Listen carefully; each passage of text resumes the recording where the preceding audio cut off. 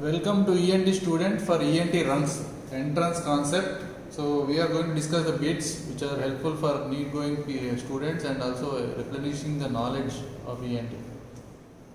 Which of the following pain is not referred to the ear? A. Pharynx, B. Teeth, C. Angle of the temporomandibular joint, vestibule of the nose. Vestibule of the nose. So why like that? Why vestibule of the nose is the correct answer? Why like that? So what are the teeth supplying? Teeth are supplied by. And what about this TM joint? And what about this pharynx?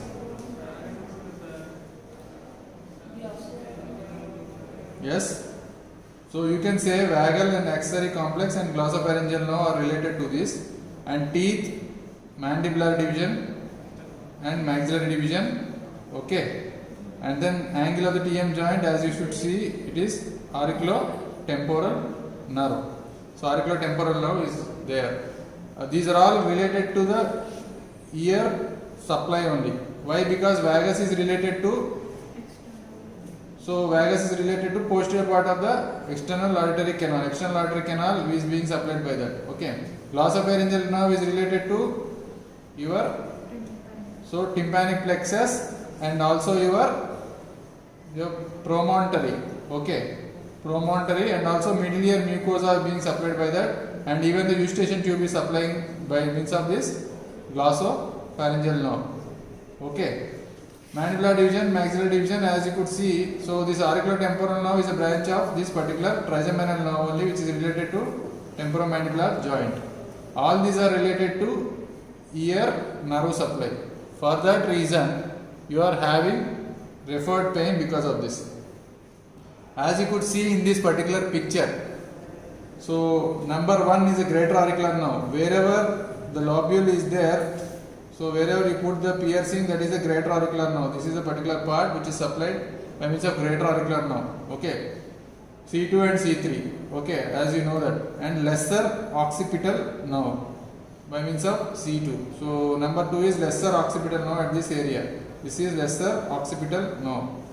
Next, number 3 is auricular branch of vagus nerve, which is supplying this part. So this is auricular branch of vagus nerve. So auricular branch of vagus nerve, as you should know, it is Arnold's nerve or Elderman's nerve. Okay, the other names are Arnold's or Elderman's nerve.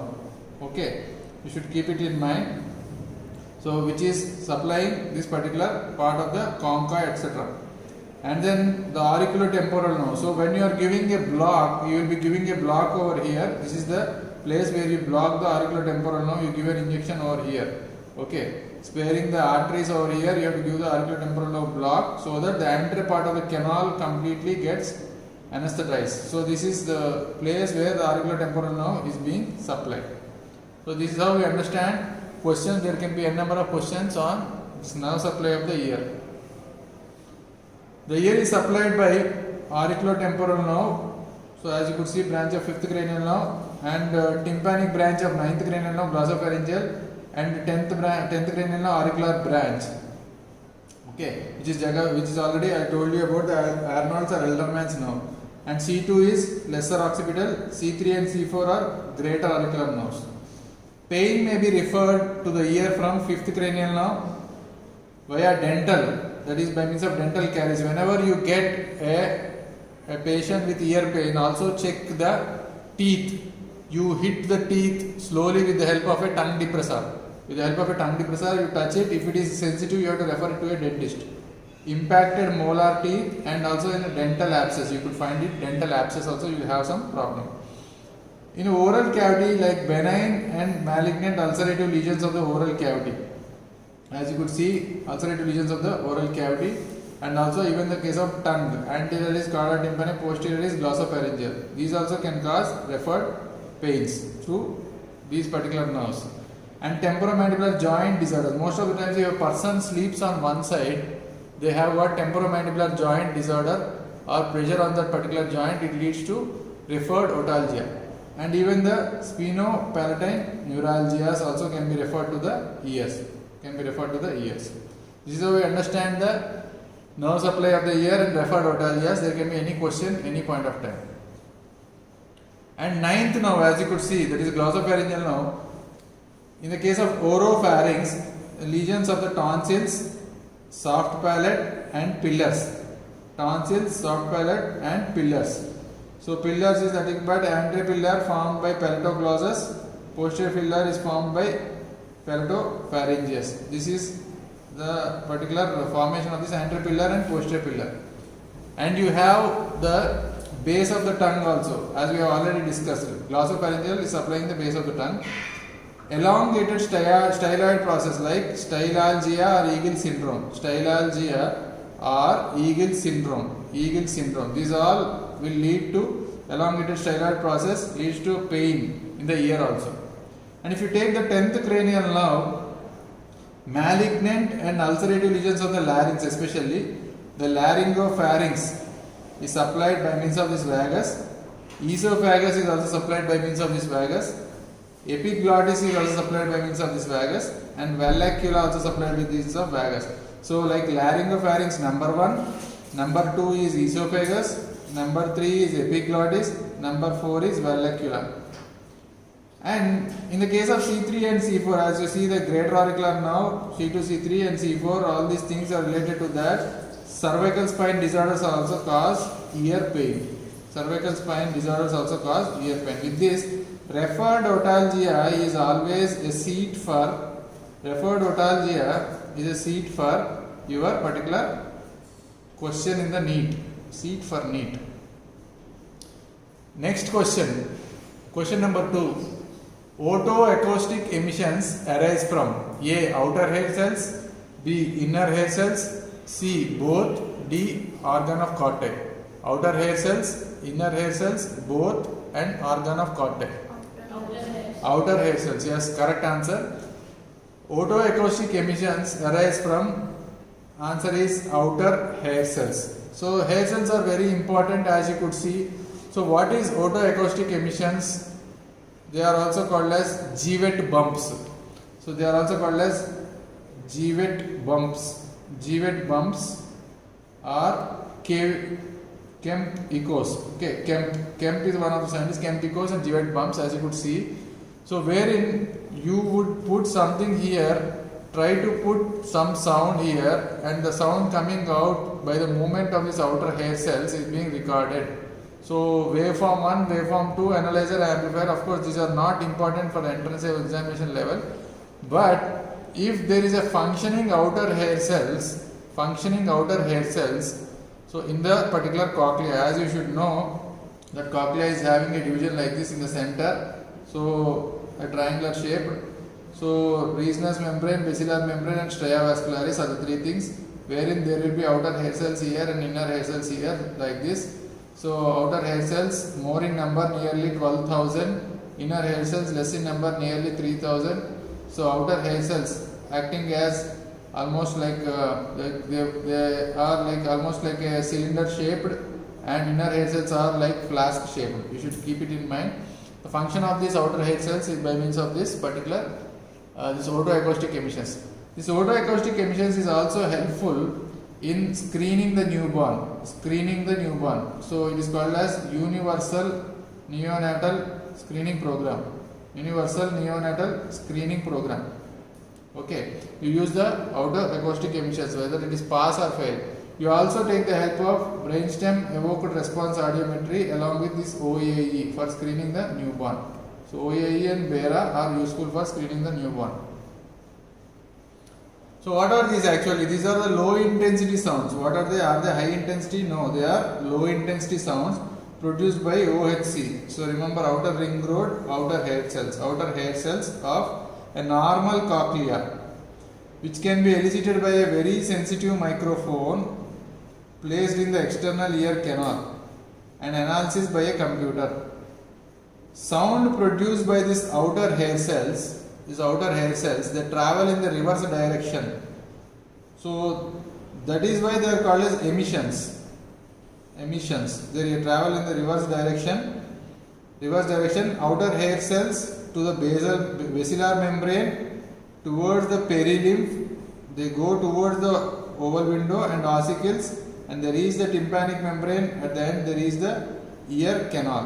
So they are caught up by this microphone. This is about the otoacoustic emissions.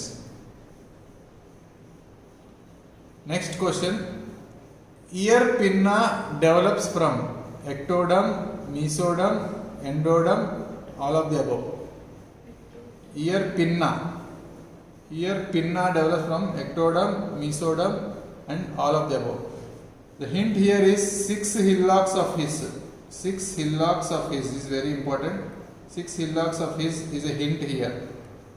So they are all formed from 1, 2, 3, 4, 5, 6. All the they say branchial arches. Where is it? Branchial arch is a mesoderm or ectoderm or endoderm? Yes. The answer is okay. They say ectoderm, mesoderm, endoderm. The answer is ectoderm. The 6 hillocks of his, they come and join that particular part. So they say from here 1 tragus is first arch, second arch crus of the helix, third, 4, 5 and 6. So these are all forming the 6 hillocks of his. Like the arches are 6, hillocks of his which are from the ectoderm are also 6. So you should have a basic idea of the first branchial cleft.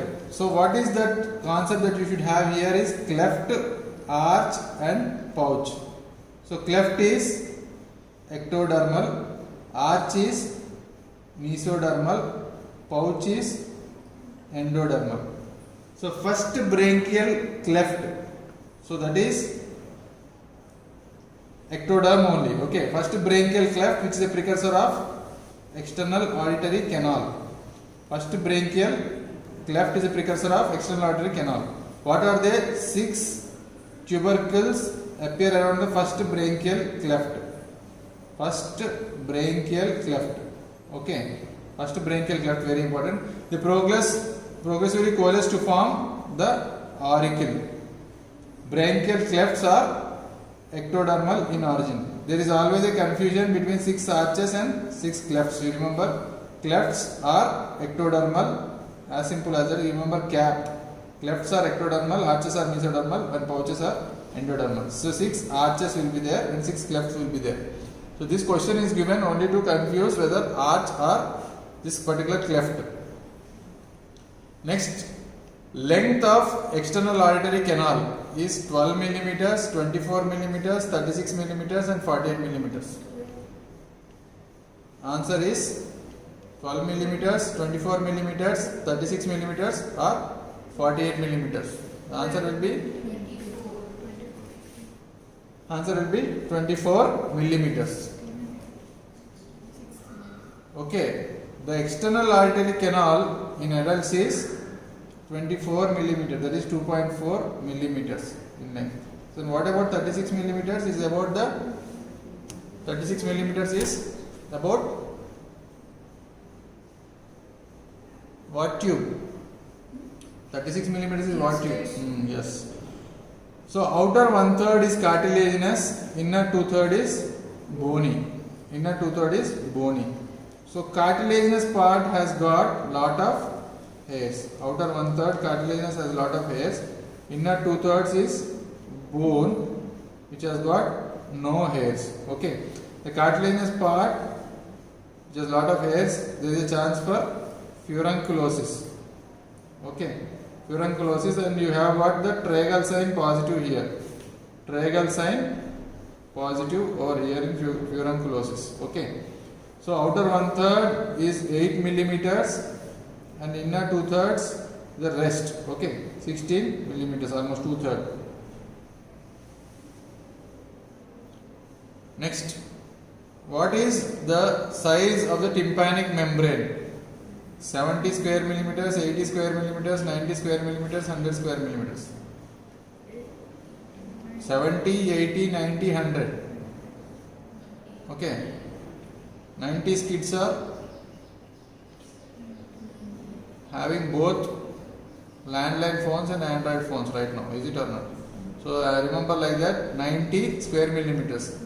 So effective of this tympanic membrane, which is having a surface area, actually you should say surface area 90 square millimeters, only 55 is effective vibratory capacity. 55 square millimeters is vibratory capacity. Okay, so outer part of the tympanic membrane vibrates well and helps in the physiology of sound, picking of the sound. Okay, picking of the sound, and outer part, outer ring only will be helpful to find out, to catch up these sound vibrations. So 90 is the regular anatomical square millimeters and 55 is the physiological one, which is helpful for hearing. So a total of 90 square millimeters area of human tympanic membrane which is there, only 55 square millimeters is functional. I told you already 55 is the functional one, and the given area of footplate of stapes. So what is this is 55 which is functional, and footplate of stapes is 3.2 square millimeters. Okay, 3.2 square millimeters. So aerial ratio is 17:1. If you put, okay, 17 3s are 51, almost near like that. This is becoming 17:1. Okay, 17:1. And transformer ratio. What is the transformer ratio? 1.3 is, so Malleus and Incus handles, they have got the ratio of almost 1.3. So when you have this 1.3 as this lever ossicle ratio is 1.3. This is the Malleus and this is the Incus. So you have got the difference, that is the ratio as 1.3. Okay, and this area wise the ratio is footplate of stapes. If you take the area, this is the footplate of stapes. Area wise the ratio is 17. Area wise ratio is 17 and lever wise it is 1.3. So when you multiply this, it becomes to be 22.1. Okay, 22.1, which comes out to be the effective effective area when you have a vibration for hearing. Next, Eustachian tube is open if the pressure difference is more than 15 millimeters, 30 millimeters, 50 millimeters, 90 millimeters. 15, 30, 50 and 90. What is this 90? Difference above 90 millimeters. Answer is, coming to one answer. So it will be open if the pressure difference is more than 15 millimeters. So you can say 15 millimeters is the difference for opening. Okay, open for 15 millimeters. If it is more than 90 millimeters Hg, it gets locked. Okay, and it leads to pressure damage. Okay, it leads to pressure damage. So whenever there is a upper respiratory tract infection and whenever the patient is traveling in a flight, because of the difference in the pressures, so it becomes aero-otitis media, something called as aero-otitis media. So that is the concept of when it gets locked and edema occurs, that leads to aero-otitis media. Normally opening is 15 millimeters. The tube can be opened against a pressure difference of 10 to 15 millimeters. Okay, 10 to 15 millimeters. So when the difference in the pressure is in between the middle ear and atmosphere is more than 90 millimeters, can no longer be opened by swallowing. It is called as locked Eustachian tube. Which leads to something called as aero-otitis media. I already told you right now. Which of the following is derived from aortic placode? Aortic placode, lens placode, aortic placode, these are all related to something. Mastoid, tympanic antrum, ear ossicles and cochlea.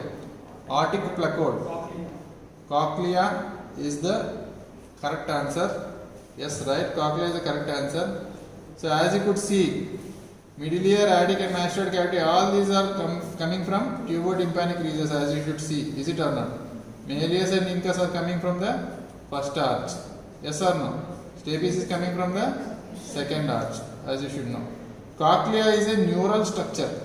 Okay, neural structure which is related to brain development, which is related to aortic placode.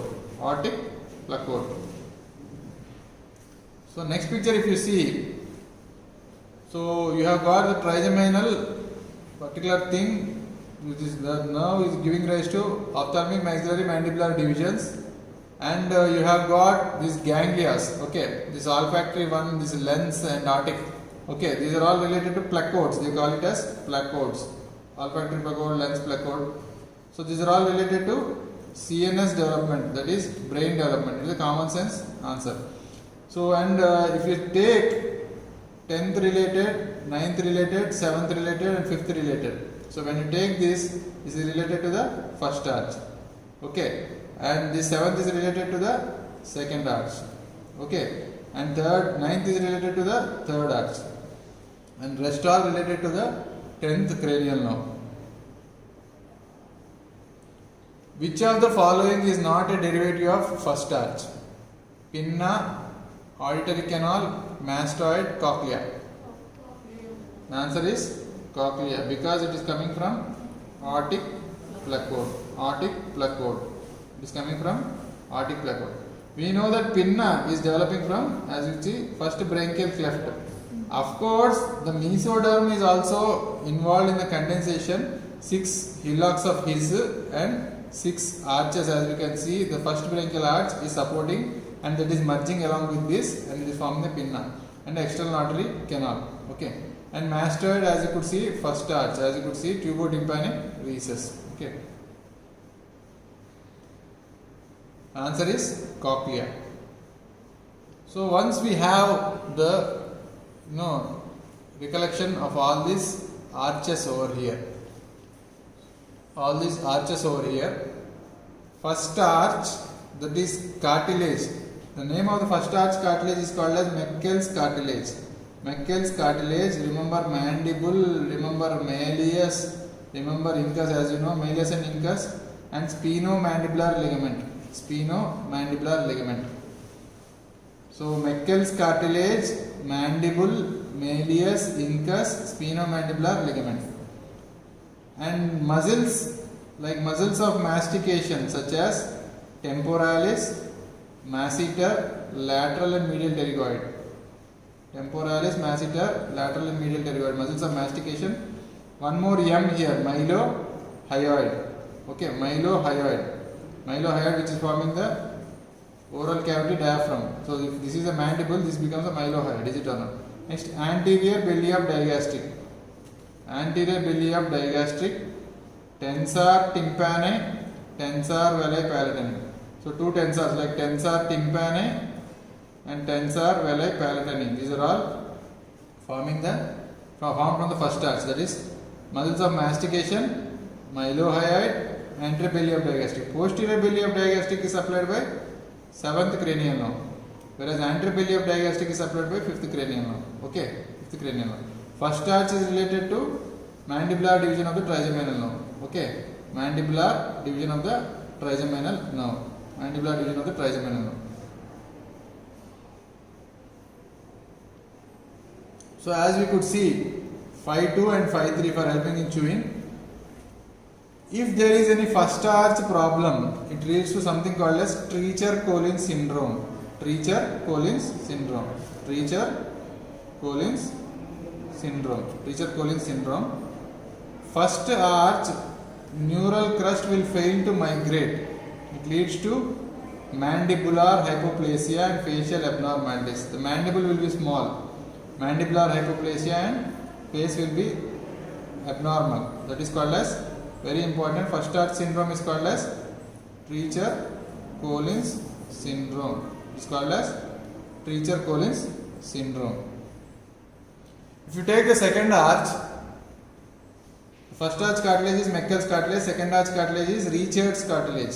Richard's cartilage. Second, S for stapes, S for styloid process, S for smaller horn, that is lesser horn. S for smaller horn, we will take it like that. Lesser horn of hyoid. So if you take hyoid bone like this will be the smaller horn of hyoid bone. Stylohyoid ligament. Stylohyoid ligament. That is spinomandibular ligament, first one. Here it is stylohyoid ligament. Stylish, ST, stylish, stapes, styloid process, stylohyoid ligament, and small horn of the hyoid. And muscles, all muscles of facial expression, as we have done, all muscles of facial expression. Stapedius, which is supplied by 7th now. Stylohyoid muscle, 7th now. Platysma, muscles of facial expression. And posterior belly of digastric, which I already told you. Posterior belly of digastric, which is supplied by second arch. Okay, as you know, say 7th cranial now. Now see 7th cranial now, facial expression.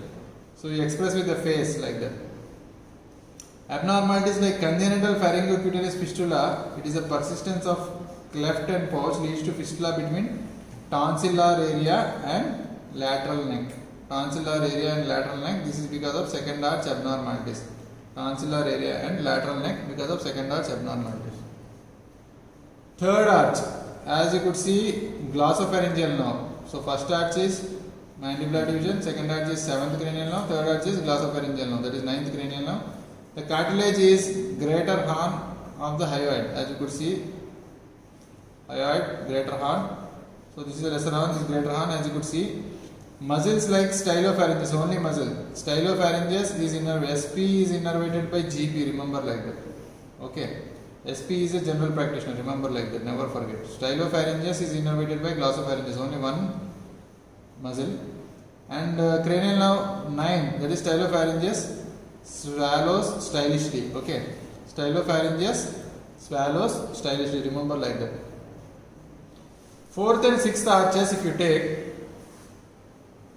the cartilage is like thyroid cartilage, cricoid cartilage, arytenoid, corniculate and cuneiform. So thyroid cartilage here, as we have seen that day, cricoid cartilage as we have seen, and arytenoids over here, and corniculate and cuneiform within the particular larynx only. So all the larynx is 4th and 6th arch. 5th arch degenerates, of course. 5th arch is degenerating. 4th arch, pharyngeal constrictors like cricothyroid, levator vellae palatini. Okay, tensor vellae palatini by 5th, levator vellae palatini by 4th arch. Okay, tensor vellae palatini by 1st arch, that is 5th cranial now. So levator vellae palatini. And 6th arch is all intrinsic of the larynx, all intrinsic muscles of the larynx except cricothyroid. Okay, all intrinsic muscles of the larynx except cricothyroid is supplied by means of recurrent laryngeal nerve. Cricothyroid is supplied by means of superior laryngeal nerve, external branch. Okay, external posterior descending branch of the external branch of the superior laryngeal nerve is supplying the cricothyroid muscle. Muscle is small, but now name is very big. Okay, posterior descending branch of the external branch of the superior laryngeal nerve supplying the cricothyroid muscle. All intrinsic muscles of the larynx are supplied by recurrent laryngeal nerve. Pharynx except cricothyroid is supplied by cricothyroid and pharyngeal constrictor like cricothyroid and levator vellae palatini by 4th arch. Okay, 4th arch. So nerves, 4th arch, superior laryngeal nerve. So remember, simply swallow, SSS, superior laryngeal nerve, simply swallow. 6th arch, 10th cranial nerve branch, once again recurrent laryngeal nerve, we have already dealt it, recurrent laryngeal nerve. 4th arch is superior laryngeal nerve, simply swallow, that is, okay, cricothyroid muscle and then your levator vellae palatini, cricothyroid muscle and levator vellae palatini. Abnormalities of arch 3 and 4 from the 3 and 4 form the posterior 1/3 of the tongue, and 5 makes no major development. 5 is not at all useful here. Okay. So how do you remember these arches? As simply as that, when you are in the restaurant of golden arches, children tend to first chewing and all the masticator muscles is number 1. Then smile. Okay, number 2. Then swallow stylishly. Number 3. That is glossopharyngeal nerve. So that is stylopharyngeus. And simply swallow. What is simply swallowing? Simply swallowing is about your superior laryngeal nerve. That is cricothyroid muscle and then your particular your levator vellae palatini, and then speak. Speaking is your recurrent laryngeal nerve, remember like that. Okay, this is a way you have to understand that. Thank you for watching ENT student till the development of this branchial arches and PG entrance discussion.